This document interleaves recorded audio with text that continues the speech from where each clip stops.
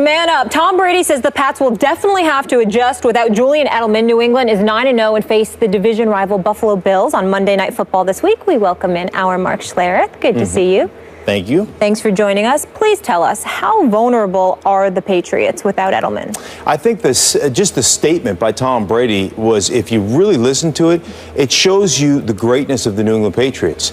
Basically saying you're just not going to plug somebody in to take his role, but we're going to do what we do with the guys that we have and put them in positions, not the Julian Edelman position. So many teams think that, hey, we're going to plug in, Danny Amendola, and we're going to have you do what Julian Edelman does. No, you're not, because Danny Amendola can't do what Julian Edelman does. That guy in the slot is an absolute freak show, and I'm talking about Julian Edelman. He's nasty. I mean, he gets after people. He's one of those guys that's fearless across the middle.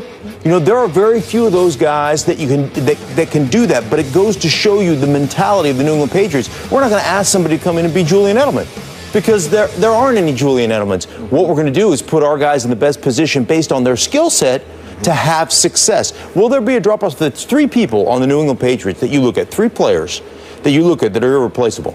Tom Brady. I mean, you can't replace him. Gronkowski, guy's a freak show, and Julian Edelman. So they have lost a large portion of what they do on the offensive side of the ball as far as keeping the chains moving and staying in front of the chains. Julian Edelman did that, and he got the tough, nasty yards for them. And he was, at the wide receiver position, and you don't say this about very many guys, he is one of those guys that sets a tone for their offensive football team from just a pure nastiness standpoint. That's Julian Edelman. They're going to miss all those factors about him. Yeah, I agree. So more vulnerable than, are you saying they could lose a game down the stretch? Oh, sure. Yeah. Sure. I mean, it's, you look at their ability to stay on schedule, right? What he does in the middle of the football field, that to me is the biggest thing. You've lost a big portion of the staying on schedule of your offense, right? Being in 3rd down and 2, we can live there all day long. We can convert. We've got a myriad of different plays that we can run in 3rd and 2. You're in 3rd and 8 because Julian Edelman isn't across the middle of the ball for you. That's a different story. And when you lose that aspect of your offense, there's very few guys. Like, not everybody is as tough as Julian Edelman. Not everybody is as nasty as Julian Edelman. There are some guys that lack some of that mental toughness to do the things that he does. And I'm not saying they're not tough individuals. You don't play in this league if you're not a tough individual, but they're not the same. They're not cut from the same cloth that Julian Edelman is. That guy is a bad dude now. Okay. Let me say this. Please. First things first, question. Julian Edelman, is he out? How long?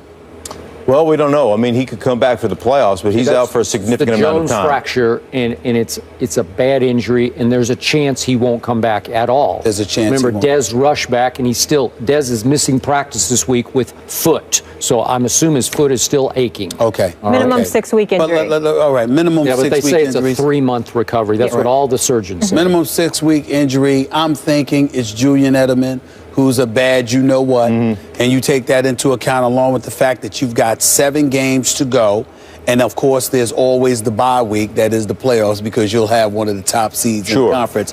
So we're talking about close to 9 weeks that Julian Edelman will have. I'm predicting he's going to be back. Having said all of that, let's analyze this. Last time I checked, you actually have to play somebody. So I have to take the competition into consideration when I think about the loss of Edelman. Certainly, he hinders you offensively if he's out of the lineup because you rely on him, those 3 guys that are invaluable. You still got 2 of them in Gronkowski and Brady. Okay, Brandon LaFell is still up in there. Danny Amendola might be able to do some things for you. You lost Deion Lewis, but LeGarrette Blount is no slouch. And we're talking about the Patriots organization, who is the creme de la creme. They are just elite. They're very, very thorough at what they do. No question about it. And it can't be disputed. Now let's analyze who they're going up against. This week, they're going up against the Buffalo Bills. Stephen Gilmore stupidly talked about how they'll be ready for the Patriots. Just gave them bulletin board material, opened his mouth. The Buffalo Bills going to pay for that. We know that's coming. After that, you got the Denver Broncos. Osweiler's your quarterback now, not Peyton Manning. I'm sorry, I don't believe for 1 second that Brock Osweiler is going to beat the New England Patriots. I just don't see it. I don't see it happening. The Philadelphia Eagles. Well, Mark Sanchez might be the quarterback there, or Sam Bradford, not Bradford. think that's a win. And then we got the Houston Texans. Oh my goodness, I'm so touched. They got Brandon Weeden now. Did you see the news? Did you see the news, Larry? I mean, it's Brandon Weeden now. They got a quarterback now, according to Jerry Jones. So that is. 3 backups. You remember Brandon Weeden, the guy that Jerry Jones said, boy, could he really throw a football? Right. And then weeks later you cut him. Okay, you let him go. All right. So we all know about. You're saying they've cornered the market on backup quarterbacks in Houston. Exactly. Okay. Nobody has more backup quarterbacks in the Houston Texans. So we got that. The next contest on the list is the Tennessee Titans. Do you want me to start laughing a little bit too early? I mean, just stop it. So then we get to the New York Jets. That could be very interesting because we had that. We had that on the schedule as a potential loss for the New England Patriots, particularly the New England Patriots squad without Julian Edelman. But this is an AFC East rivalry. They do like going up to New York and ruining their day. Not to mention the fact you're talking about the New England Patriots, who are an elite organization, who knows how to make adjustments. And more importantly, they'll sit around and they'll be like this, hey, you know what? This is what we have to do to win this particular game, and the defense can overcompensate. They can compensate, rather step up and compensate, because they can say, look, they're not going to be what we customarily see them being, because this is a defense that has playmakers. They can make things happen with Ninkovich and the crew. And then last but not least, you're at the Miami Dolphins, which could or could not be a very interesting situation. So what we're talking about here is the New England Patriots maybe losing a game. That's really what we're talking about here. The debate is whether or not they're going to go undefeated or not.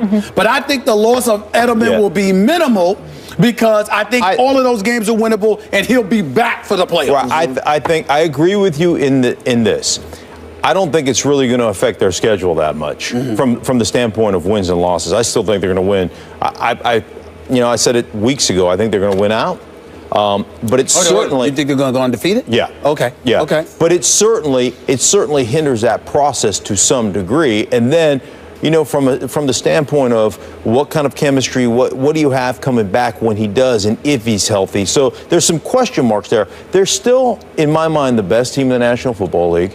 From a coaching standpoint, from an execution standpoint, you just go back to the Giants game, just from a management of the clock and the situation standpoint at the end of the game, they're the New England Patriots. There's a reason why they win. There's a reason why they're better than everybody else, because they're smarter and they out-execute everybody else. That's what it comes down to. By the way, Buffalo can back up Gilmore's mouth. Trust me. Think so? That team is coming together and coming on. This will be a battle on Monday night. I will bet you it will go to the wire. Really? Tyrod put up 32 on New England's defense at Buffalo. I cannot tell you how shocked I am to hear you say that. Well, I actually really thought that once you heard Gilmore opened his mouth. I'm shocked to hear you say that. Good. I hope you're right, because I don't feel like seeing a blowout. But I don't know. I don't know. So back to the question.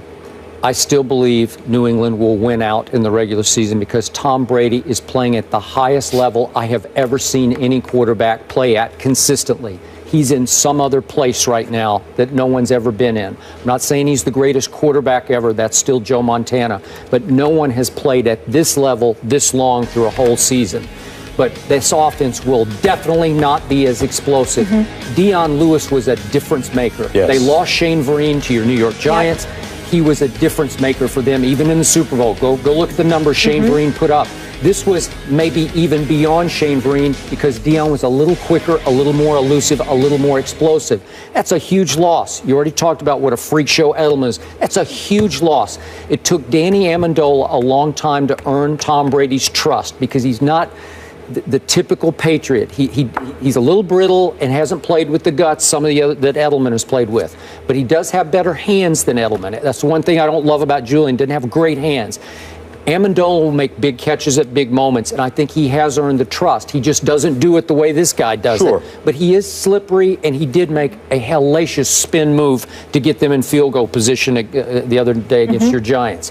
So the offense won't put up the same kind of points. It won't be as explosive. The games will get closer, but I still say if you have Brady, you're good. That he'll win these games different ways. With the tight end, Scott Chandler's going to have to play a bigger role. It's amazing watching how many 2 tight end, 3 tight end formations they came in. That's right. And, got this on Twitter, the Patriots fans, their offensive line, it's Yahtzee.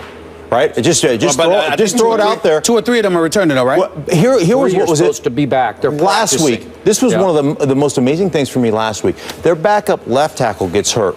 They moved their backup right tackle to left tackle. 2 weeks ago, yeah. Right, 2 weeks ago. Yeah. They move a tight end into play right tackle for a while. Then they move him out, and they take Stork, who started the Super Bowl at the center position, went to right tackle. Now, this is why I say they're smarter than everybody else.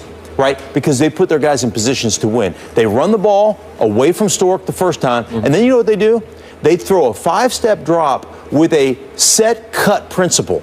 So they're saying the ball's coming out of Tom Brady's hands. You don't have to hold up for very long. What we want you to do is set and then go cut. I mean, he almost cut this guy in half on the first pass pro. 2.5 seconds, the ball's the first pass pro he's in, and saying we're going to set the tone for you and give you an opportunity, even though you're playing out of position, to have success. It may not be pretty, but you're going to have that opportunity. That's coaching. Last comment.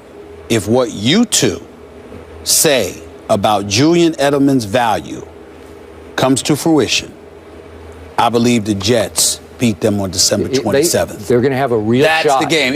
I would have said the 29th, but Peyton went down. But I ain't picking Osweiler to beat the if Edelman is what you say he is, and I know you know, I'm telling you right now, I think the Jets have a chance to knock the Jets. The Patriots come in there 14-0. And the Jets knock them off. If they don't throw a bunch of smoke screens on 3rd down and 4 and 4th down and 2 with man coverage, that's true. Right? If they don't do that with the gimpy wide receiver who's got a bad ankle, that's right. When you got a guy whose forehead's made of rebar and concrete and Chris Ivory in the backfield, then maybe you got a chance. That's right. But you can't, you can't continue to make the same stupid mistakes that you made in the game against Buffalo on Thursday night. Fair enough. Let's take it to the streets. Here's what the people had to say. We asked you earlier in the show which undefeated team is more likely to lose their first game this week. The results are in, and I swear we did not fix this. Listen to this. The Panthers, 38.2%, and the Patriots, 38.2%. That's unbelievable. Okay, I was more excited than you guys, whatever. Mark, thank you so much for being with us. I appreciate Thank you. I'm just celebrating like myself, Johnny Manziel style. Moving on, the NFC West leading Cardinals are flying high in the desert, but do they have the potential to be super? We'll handicap Arizona's chance of playing in February. That's coming up. It's ours to win. We'll keep throwing punches till the walls